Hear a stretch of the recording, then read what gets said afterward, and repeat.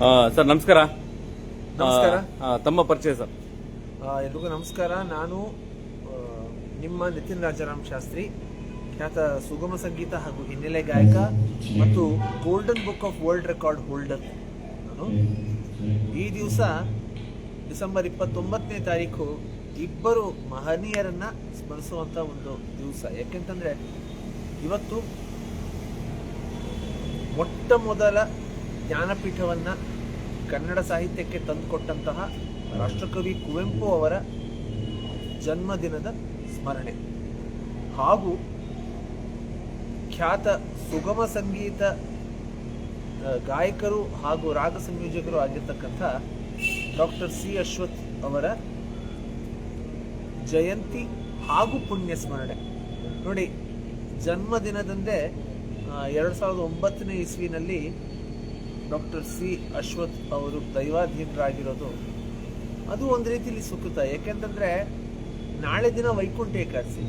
ನೋಡಿ, 2009ನೇ ತಾರೀಕು ಡಿಸೆಂಬರ್ 29ನೇ ತಾರೀಕು ವೈಕುಂಠ ಏಕಾದಶಿ ದಿವಸದಂದೇ, ಅದು ಅವರ ಜನ್ಮ ದಿವಸದಂದೇ ಅವರು ನಮ್ಮನ್ನ ಅಗಲಿದ್ರು ಸಹ ಇವತ್ತಿಗೂ ಅವರ ರಾಗ ಸಂಯೋಜನೆಗಳು, ಅವರ ಹಾಡುಗಳು ಇಡೀ ಕರ್ನಾಟಕದ ಅಷ್ಟೇ ಅಲ್ಲದೆ ಇಡೀ ವಿಶ್ವದಾದ್ಯಂತ ಮನೆ ಮಾತಾಗಿರೋದು ನಮ್ಮೆಲ್ಲರಿಗೂ ಕೂಡ ಹೆಮ್ಮೆಯ ಸಂಗತಿ.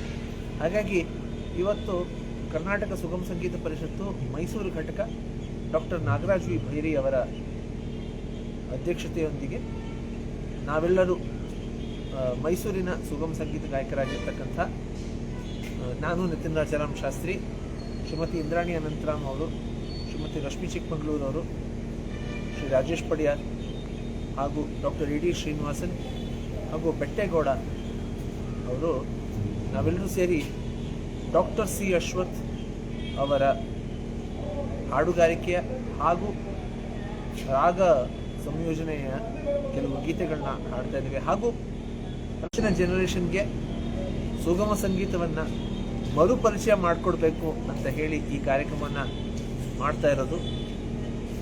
ನಮ್ಮ ಮೈಸೂರು ಸುಗಮ ಸಂಗೀತ ಪರಿಷತ್ ಘಟಕಕ್ಕೆ ಮೊಟ್ಟ ಮೊದಲನೇದಾಗಿ ಅಭಿನಂದನೆಗಳನ್ನ ಸಲ್ಲಿಸ್ತೇನೆ. ಆತ್ಮೀಯ ಸ್ನೇಹಿತರೆ, ತಾವು ಅದನ್ನು ಮುಗಿಸ್ತೇನೆ. ನಮಸ್ಕಾರ. Thank you sir.